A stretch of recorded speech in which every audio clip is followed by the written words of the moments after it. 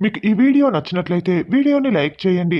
అవునండి, నేను ఉదయం గార్డెన్‌లో మొక్కలకి నీళ్లు పడుతూ ఉంటే కళ్ళు తిరిగి పడిపోయాను అని దురంధర అంతకుముందు జరిగిన విషయం మనకి చెప్తూ ఉంటుంది. దురంధర ఉదయాన్నే మొక్కలకి నీళ్లు పడుతూ ఉంటే అప్పుడే నైని బట్టలు తీస్తూ ఉంటుంది. "ఏంటి పిన్ని, బాబాయిని పిలవకుండా మీరొక్కరే నీళ్లు పడుతున్నారు" అని నైని అంటుంది.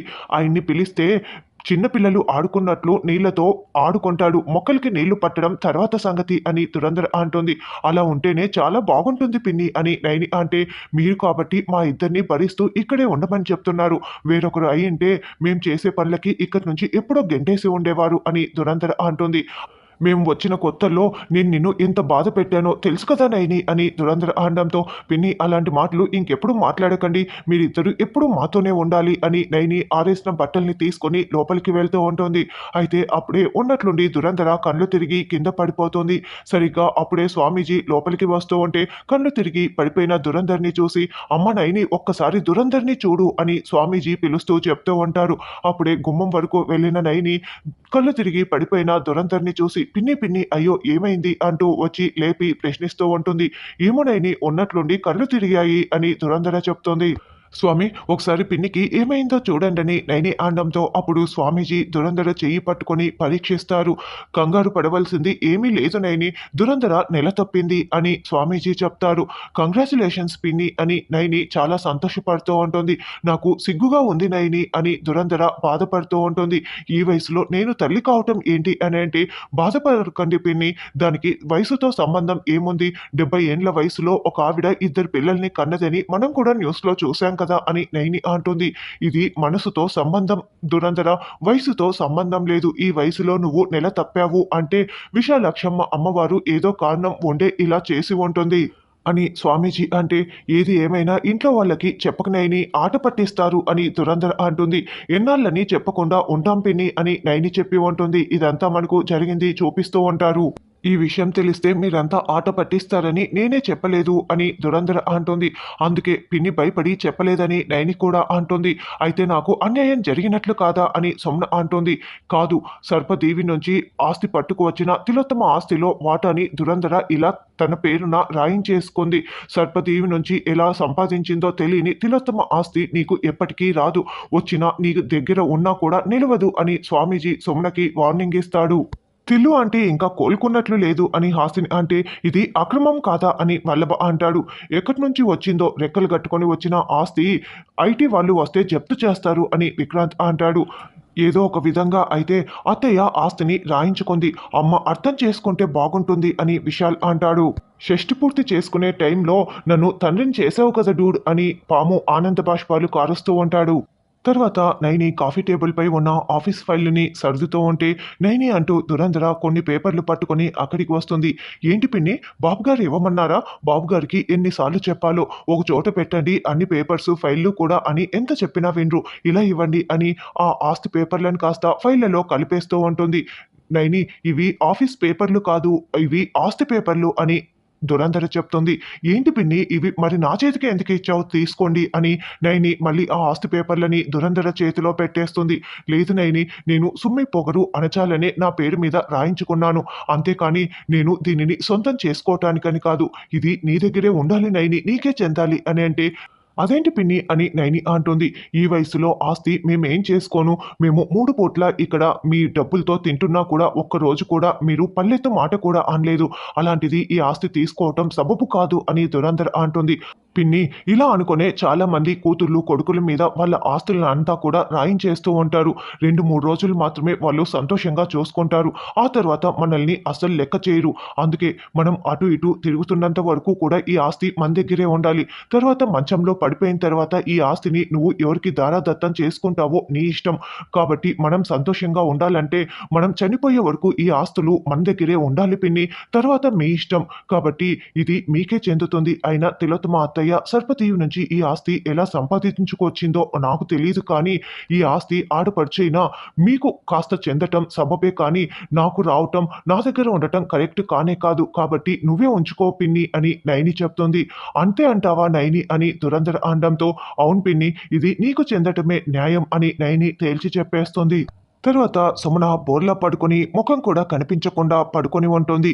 అప్పుడే విక్రాంత్ అక్కడికి వచ్చి, ఏంటి సుమన గదిలో ఎవరూ లేరు, ముఖం దాచుకొని సిగ్గుతో అలా పడుకున్నావు ఏంటి అని విక్రాంత్ అనడంతో, నేను ఏడుస్తున్నాను, ముఖం దాచుకోలేదు అని సుమన అంటుంది.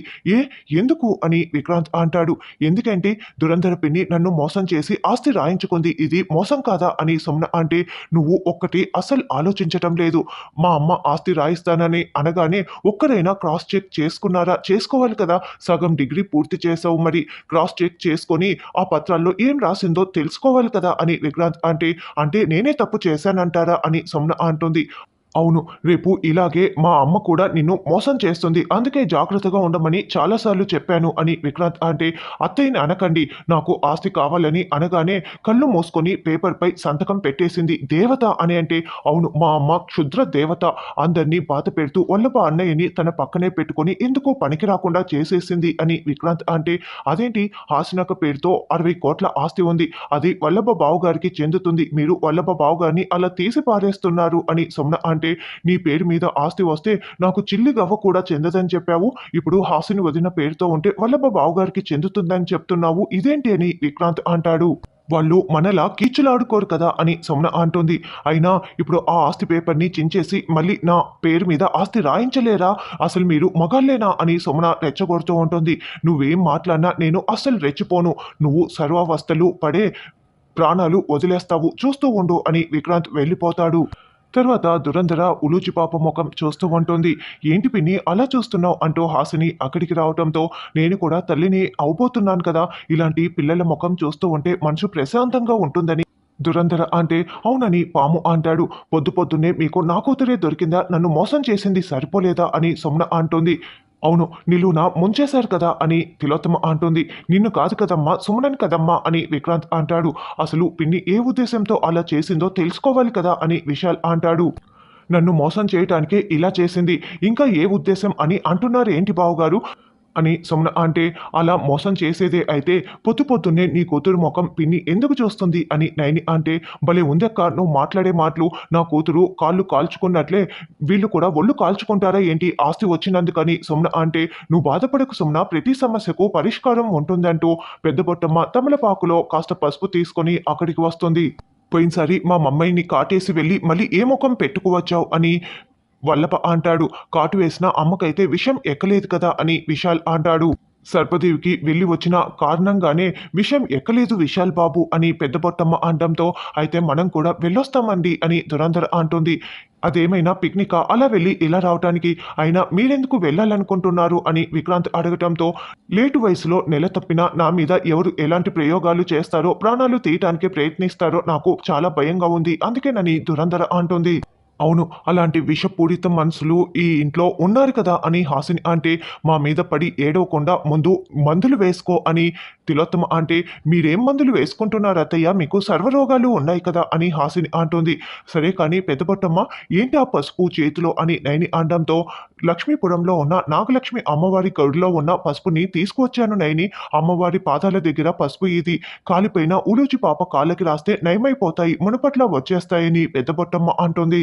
ఒకరోజు ముందుగా చేసి ఉంటే ఈ పని చాలా బాగుండేది, ఇంత జరిగేది కాదు కదా అని విశాల్ అంటే, అవును నా డూడ్కి ఇలా స్వార్థపు ఆలోచనలతో ఆస్తి కూడా రాయించుకునేది కాదు అని పాము అంటాడు. ఓ పని చేయి పెద్దబొట్టమ్మ, మా మమ్మీ చేతికి కూడా రాసి తగ్గిపోతుంది అని వల్లభ అంటే, రే అనవసరంగా నన్ను ఇరికించకు అని తిలోత్తమ అంటుంది. ఏది ఎలా జరగాలో అలాగే జరుగుతూ ఉంటుంది, మనం ఏం చేయలేమని పెద్దబొట్టమ్మ అంటుంది. అప్పుడు విశాల్, అమ్మ అన్నయ్య చెప్పింది కరెక్టే కదా, పాటించు అని విశాల్ అంటాడు. ఉలూచి కాళ్ళు కాస్త కాలి కందిపోయాయి నాన్న అంతే, కానీ నాది పూర్తిగా మాడిపోయింది, తిరిగి రాదు అని తిలోత్తమ అంటుంది.